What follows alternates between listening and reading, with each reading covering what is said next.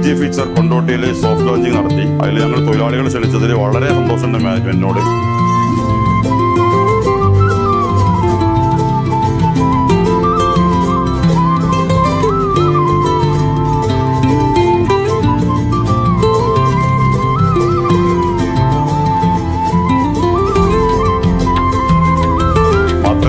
കൊണ്ടോട്ടിയിൽ ഏറെ ഓഫറുകൾ നൽകുന്നുണ്ട്.